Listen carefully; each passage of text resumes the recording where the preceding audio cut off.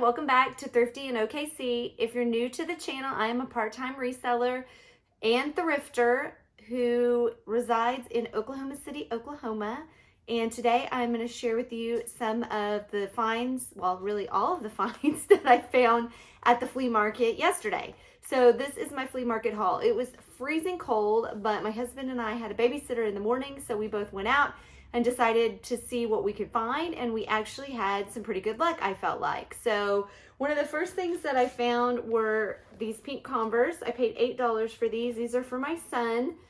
Yes, they are pink. Yes, they were for my son. I love pink. And I think they look really cute. I put him in a lot of pastels in the summer. So he has had pink Converse before, and we always get lots of compliments on those. So the very first booth that we went to, I actually found 2 pairs of Toms and a belt buckle, and she charged me $4 for all of it, which to me was a steal. So this is the first little pair, especially since they were both my size, with the little anchor print. And then I also have them in white, which I'm not really sure. Oh, nope, they're canvas. In my mind, they were white. Surprise to me. That's better, because I was like, I have no idea where I will ever wear white shoes.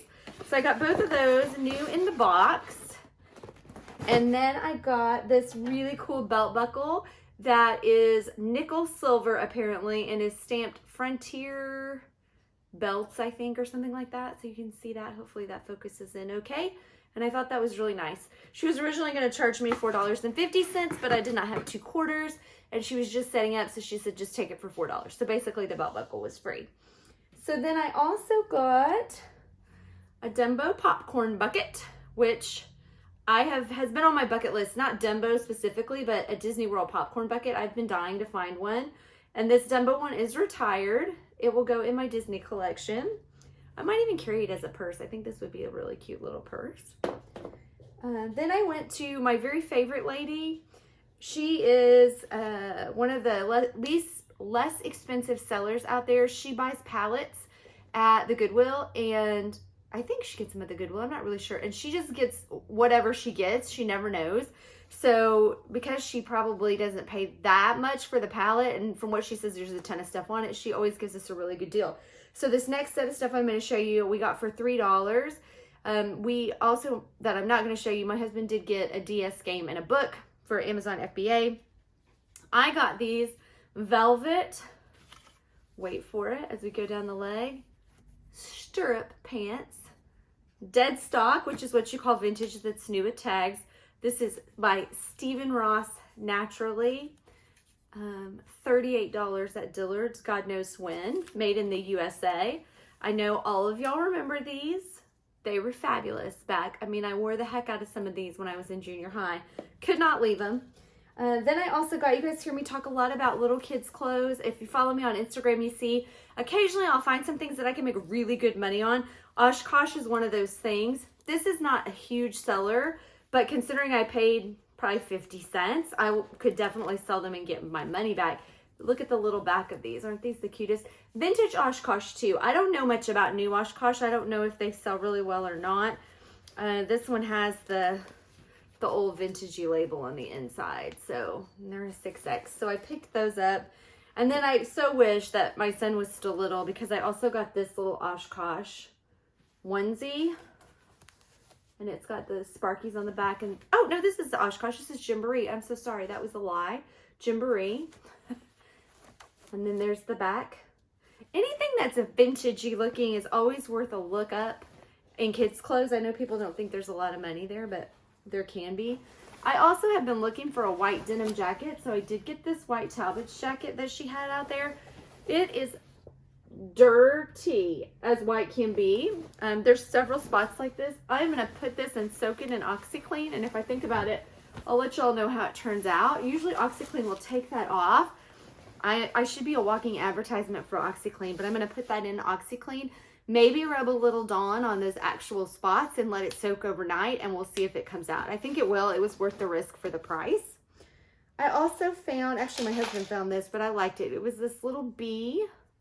Hopefully you guys can see that little bee keychain pendant. It still had its tag, Chow Bella jewelry, which I have never heard of, but I like that. I would probably put that on a gold chain. I don't know that I would leave it on the cord. And then I got this hand, which I might use for jewelry. I don't know, you could put maybe string a necklace over it or something. Kind of has a, I don't know, bohemian maybe feel. But I thought this was kind of cool and different. So that was all for $3 for all of that stuff, which again was like an awesome steal. She always gives good deals. Then I'm gonna show you, so I like old photographs. I think, again, on my Instagram, I've posted a few here or there, but we had these. I paid $8 for all of these, and I don't know. I have no idea what I'm going to do with them. Maybe something crafty, but they were just too good to leave behind. I mean, look at this. How fabulous that is. I love them. I started with the babies, which I'll show you here in a second, and I really like, a lot of people might pass this up because of the old-timey look on it. I really liked that. I'm trying to figure out something I can do with them for Halloween. So that's kind of how I started, was with these babies. There are pictures of babies. The cool thing about this is the person's name is on the back of the picture in this one. Blanche Margaret McNabb was who was on the back. And I Googled her because I thought, I wonder if I can find anything on her. And the photos do have in the bottom that they're from a place in Tennessee. And I found a Blanche Margaret McNabb, who I think was born in 1911.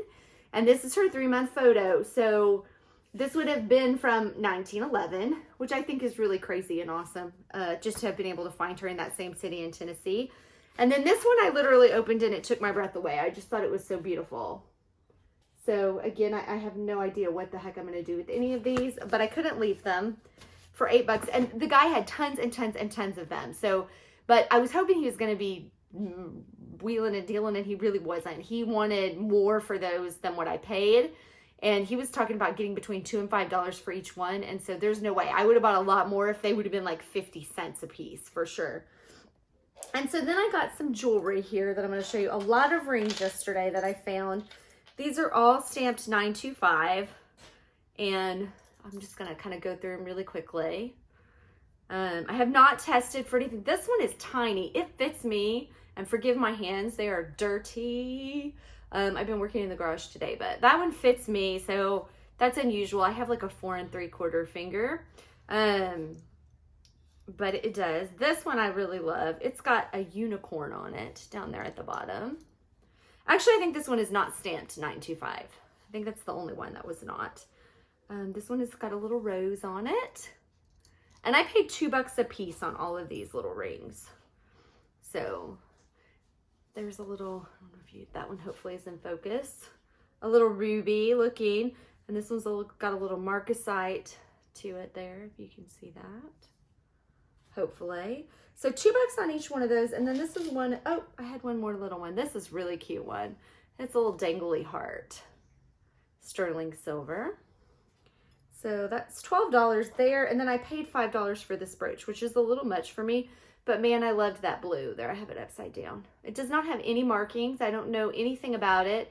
But it looks old and it's set very nice. It's got the prong setting. So I don't know, I'll probably add it to my brooch collection of like 100 brooches that I never wear, but that blue was just too pretty to pass up. So, and with all the stones, that's unusual to find sometimes in a vintage brooch. So that is my quick haul from the swap meet this weekend.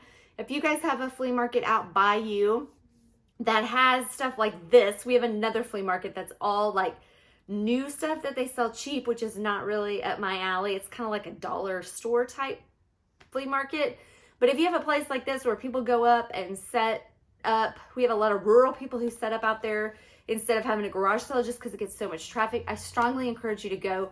You're usually going to have people who are willing to wheel and deal, and you can get some great prices, and it's amazing what you find out there. I've done several videos out there. So if you flip back through my feed, you can see all of the things that I have found at Mary's Swap Meet. And if you ever come to Oklahoma City, look it up. I definitely suggest a trip out. It's great, especially on a nice day. It's a nice way to spend some time outside and do a little bit of treasure hunting. So thanks so much for watching. If you liked what you saw, please give me a thumbs up and hit that subscribe button. I greatly appreciate it. And we'll see you next time. Have a great one. Bye. Happy thrifting.